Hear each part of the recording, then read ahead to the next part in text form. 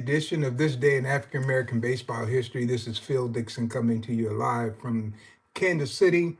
A little scratchy throat tonight, but we're going to get through this. And I want to thank everybody for joining, and I know some other people are going to be coming in. I tried to put out a few alerts tonight to let people know that I was going to be doing this broadcast around this time. So hopefully people can join in. I do want to thank you. If you've been following me and you subscribe, certainly appreciate that. I see subscriptions are growing, and that certainly pleases me. Also, we're delivering a lot of information. So if you've never joined me before, what I do is I give you historical facts that relate around baseball players that occurred on this day.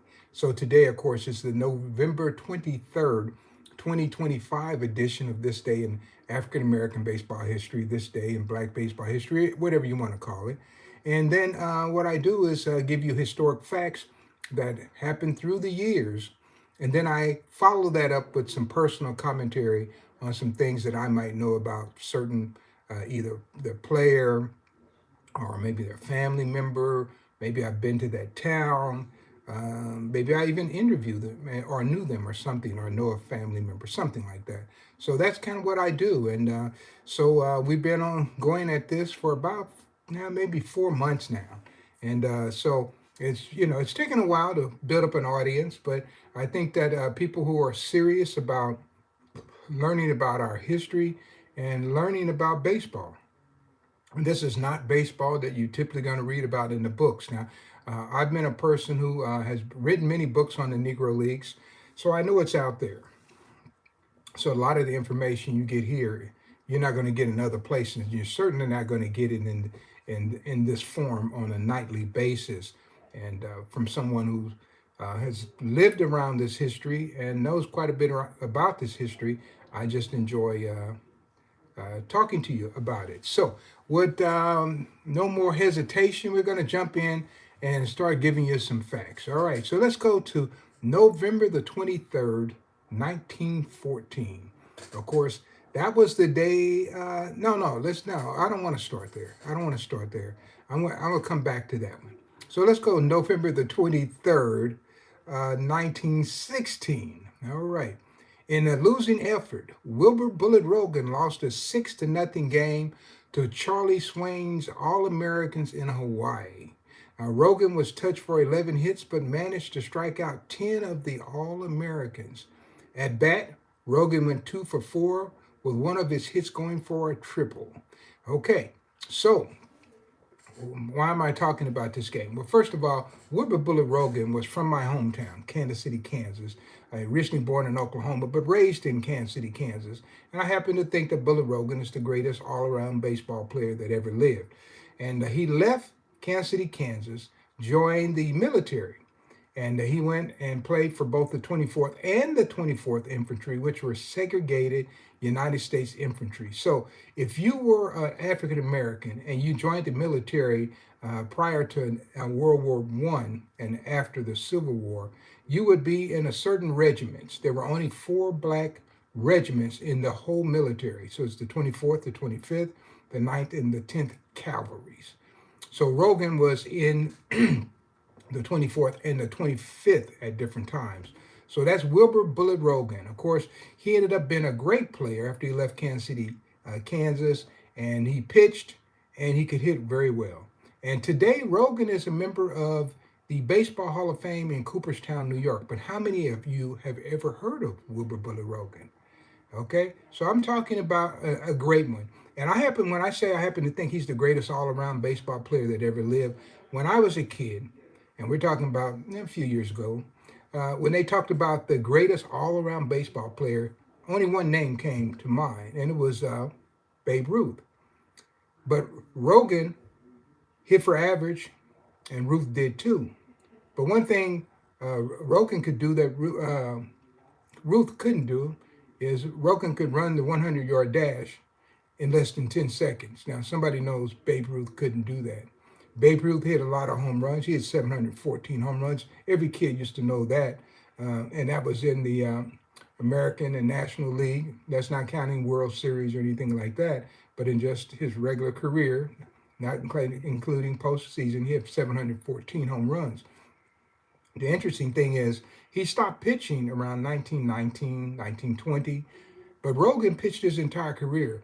Now, I've been able to find about 400 home runs that Rogan has hit, and I chronicled a lot of that history in a book called Bullet Rogan and the Kansas City Monarchs, who he later played for the Kansas City Monarchs. And so I chronicled a lot of those statistics in there, right? And so I talk about Rogan, but many times Rogan would hit a home run, pitch a shutout, and practically win his own baseball game. So that was Wilbur Bullet Rogan. I want you guys to remember that name. Then also, he still has family members around. I was up in Colorado and ran into some of his family members around Colorado Springs. And of course, he has a grandson and a granddaughter who are pretty active in keeping his memory alive. And his granddaughter was over at my house in last December when we had the Hall of Fame vote. When let's see who got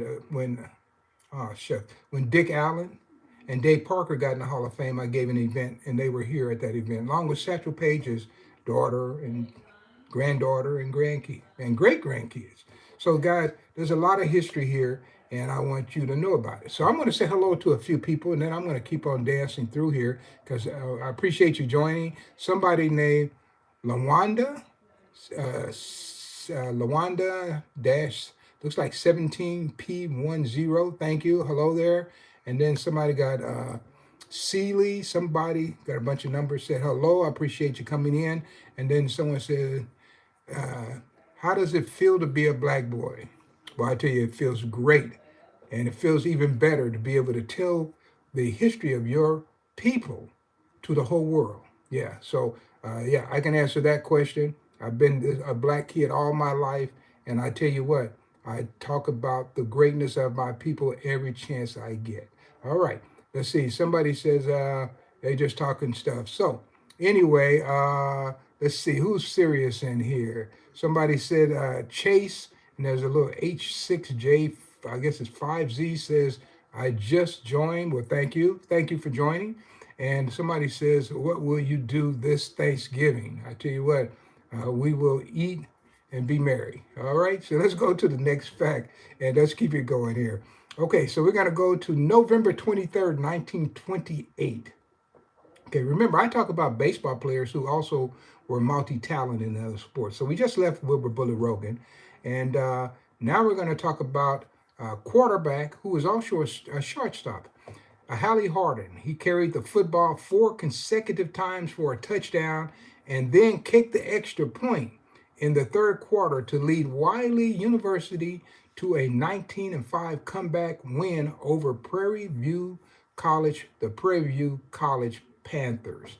And that's in Texas football action. Of course, Wiley University was one of the great African-American power schools in football. Interesting thing, Halley Harding, they used to call him the football tramp because not only did he play for Wiley, but he also played for Wilberforce as well.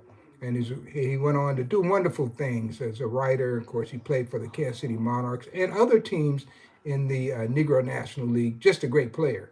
And so, but once again, Halley Harding is somebody that I like talking about because he was so multi-talented. And we don't get a chance to discuss him very often. But we're going to make him and other ball players more famous just by discussing them here. So if you want to look up some of these names, go ahead and look up Wilbur Bullet Rogan and Halley Harding. Harding, Harding, Halley Harding. And he ended up writing for various newspapers, and I've written a boxing book, haven't released it yet, but he wrote a lot of articles about boxing as well. So, all right. Okay. So I see somebody joining me, somebody saying they played travel baseball. That's good too. That's good. Stay with the game. It's good. I was talking to a kid today who played travel baseball, and he was a pretty good player. And but he decided to go play football, and he just recently tore his knee up in college, and so he's out for the year. But he was actually, his parents tell me he was a pretty good pitcher. I never had a chance to see him, but I heard he was pretty good. So, guys, you never go wrong with a sport that you can get longevity and opportunity and maybe you can stay healthy and stay around for a little while. So baseball is a good sport. So hopefully you're doing real good with your travel team there. Okay, let's go to another one. This is another guy who uh, was multi-talented. Played baseball, and guess what? He played basketball as well. So the first we had Halley Harding, who played uh, baseball and football. Now we have a guy named played the baseball and basketball. So Reese Goose Tatum scored 22 points in a 54-45 win over the Philadelphia Hebrew, and I'm not sure how you pronounce this word, SPAHS, okay, in a Friday night game that drew 2,500 fans to the 69th Regiment Armory in New York. All right. Now that event occurred on November the 23rd, 1948. And that's Reese Goots Tatum, who is a member of the Naismith Basketball Hall of Fame. But he was quite the baseball player as well. And you can look him up as well. I had a chance never to interview him, but I did interview his son. His son came to Kansas City. That had to be maybe about 1992 or something like that. So I did talk to his son, but he was from, Goose Tatum was from El Dorado, Arkansas. Halley Harding, by the way, who I talked about just a moment ago, was born in Wichita, Kansas, died in Los Angeles. And I'm not sure where Goose Tatum died, but he was just a great baseball player. And he also played baseball for the Indianapolis Clowns. So he was just a super talent. And if you see the Harlem Globetrotters, many of the tricks that the Harlem Globetrotters are still doing to this day were created by Reese Goose Tatum. Goose Tatum, man, that's a great name, great nickname. You're seeing some great nicknames here today. Wilbur Bullet Rogan and Goose Tatum. Those are some great nicknames. All right, let's keep it going here. Okay, so let's go to November 23rd, 1966. And says that Tommy Agee, age 24, is named the American League Rookie of the Year. And it says that he beat out A's pitcher Jim Nash, Boston's George Scott, and Baltimore's Dave Johnson for top honors. Agee batted .273 and stole 44 bases to win the title. Man, those are the guys I saw growing up. I used to live not too far from Municipal Stadium is what it was, and the Kansas City Royals started playing there in '69. The Kansas City Athletics stopped playing there before they moved to Oakland in '67. And so in '68 there was no baseball there, but we had professional soccer in the field at that same stadium. So I had a chance to see many of these guys play. Actually, I was doing an event in Boston at I think I'm trying to think of the name of the community college. I was speaking there, and George Scott was in attendance. Roxbury Community College, that's where it was, and he was in attendance. I saw Dave Johnson on many occasions. He just passed this past year, so I knew him very well. I used to go and see the Baltimore Orioles when they would come to Kansas City because they had such a great team, and I actually knew the whole team, even though they weren't our team. And I used to talk to actually Elrod Hendricks all the time, but they did have another catcher, Andy Etchebarren, and at first base was Boo Powell. I know every time he would come up and they would announce his name and people would say boo, boo, and people thought they were saying boo, boo. No, they weren't booing him. They were trying to say his name and it sounded like boo. And then, of course, Davy Johnson played second base. Mark Belanger played shortstop, and Brooks Robinson was at third base, and Paul Blair was one of the guys. And then I knew a lady that actually knew Paul Blair, and she would take me to the game, and that's how I got a chance to see the Orioles. And she would always pay for a box seat, so I was up close, got a chance to see those. I do remember one particular time I went to the game, and there was it was a kind of a low fence that they had in right field, and Frank Robinson came up and he hit a line drive home run. And I had never seen a line drive home run. I'd seen balls that were hit high in the air and go out of the park. But if you ever seen a line drive home run, you would never forget it. So I saw Frank Robinson, who was playing one of the outfields. He hit a line drive home run, and man, it was simply incredible. And I never forgot that. And I went back to my little park, and I wanted to hit the ball like Frank Robinson did, the line drive hitter. And I became a pretty good line drive hitter. That's the way I hit line drives. I didn't hit the ball way up in the air. I hit more like line drives. So, but it's watching the Orioles, especially 69, 70, man, they were unbeatable. The Royals could do nothing with them in Kansas City. I think they beat the Royals. I'm going to just estimate maybe 25 consecutive times at home. And I mean, that's in our park. It was a road game for them, but they were killing us in our park. So anyway, that was Tommy Agee. He beat out some pretty good guys, and of course Jim Nash. I remember Jim Nash real well because he was, when I first started following baseball, he was with the Athletics. And of course, the Athletics ended up going to Oakland, and he went along with them. But Jim Nash, and when I started collecting cards for the year of 1967, I remember getting a Jim Nash card. And I still have those cards up here. Matter of fact, I might pull some of that out right near the end. Baseball cards, I was a collector.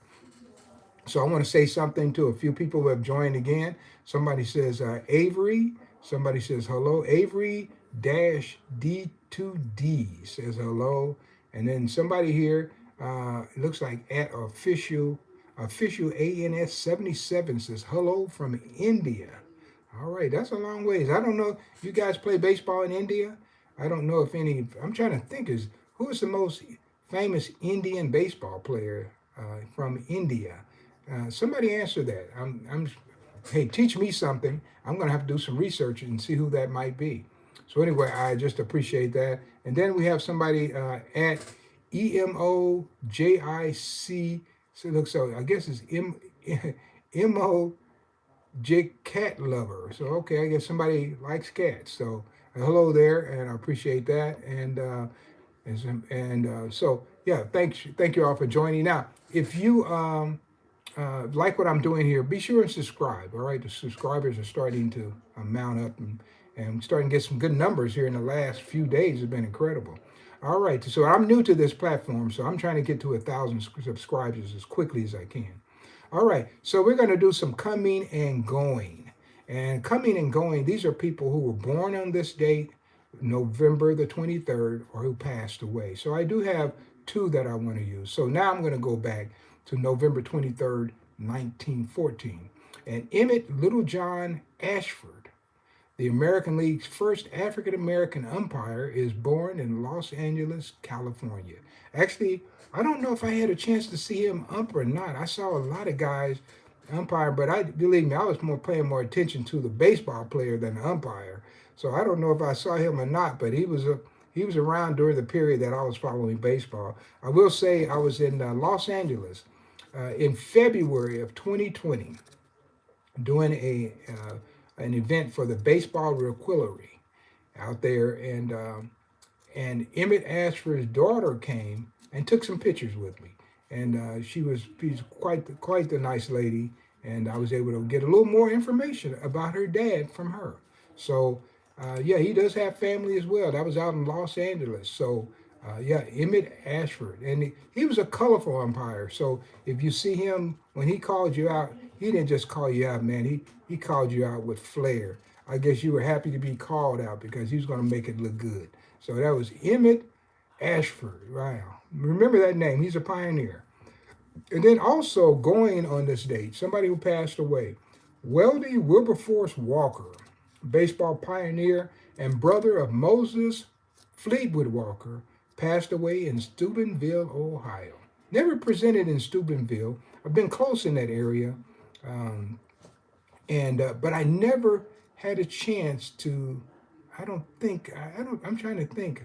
I don't think I've been to Steubenville, but I've been close to there where they were born. I've been to where they were born, but I've not. I don't know if I've been to Steubenville. But the amazing thing with me, over the last 45 years, I have spoken all over America. And so sometimes I have to think about if I was there. But I know where they were born, and I definitely was there. And so, but let me tell you something about Weldie Wilberforce Walker. Now, most people know his brother, Moses Fleetwood Walker, because he is considered the first African American to play in what would be, quote, a major league. And I say quote, and here's the reason why, guys.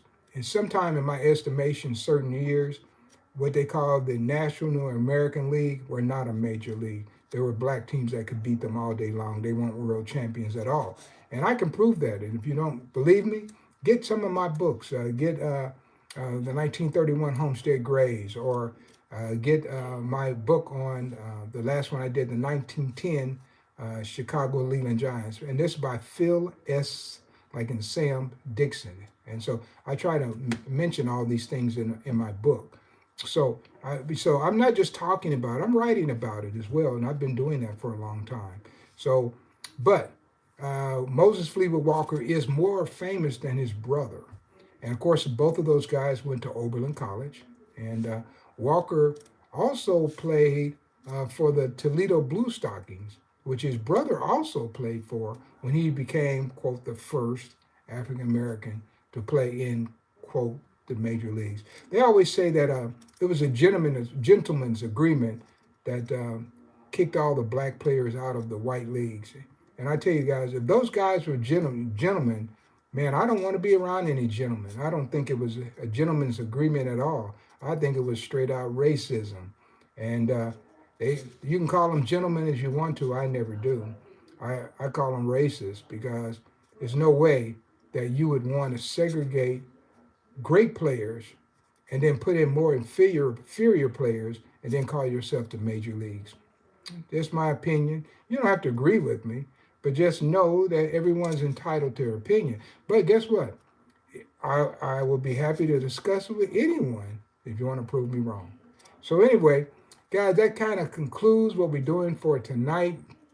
I usually try to get out of here about 20 minutes, so we're about 22 minutes. But I do want to thank everyone who's joined, and I guess I recognize most everybody who's been in here. Like I said, if you like what I'm doing, go ahead and subscribe. And I'm coming from Kansas City, and if you're ever in Kansas City, guys, and you want to go to the Negro Leagues Baseball Museum, if you follow me and you can get a message to me, if I'm in town, I'll be happy to come down and meet you. I'm a co-founder of the Negro Leagues Baseball Museum. I'm quite proud of that, and proud of what it's done for our city, guys, as far as bringing recognition to our city, but more than that, bringing recognition to these players.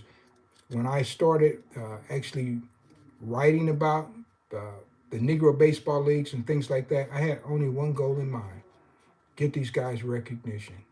And that's been my goal for many years, and I'm still working at it and still talking about a lot of people. So tonight, you heard about Tommy Agee. You learned a little bit about Reese Goose Tatum, a little bit about Wilberforce Walker. Wilberforce, man. He was a great abolitionist, by the way, Wilberforce. And also Halley Harding. Learned a little bit about him. And Wilbur Bullet Rogan.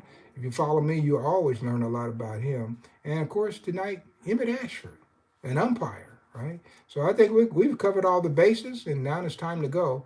So thank you, guys, and join me again soon for another edition of This Day in Black Baseball History. And looking forward, I'm looking toward tomorrow. I'm looking here. Man, I see some good stuff. Man, I see Satchel Paige is on the docket tomorrow. Saul Butler is on the. I don't know if you heard of any of these people, but yeah, I got some amazing facts coming up for tomorrow. So be sure and come back and join me. Hit that subscription button. You'll know when I'm on. Guys, I'm out of here.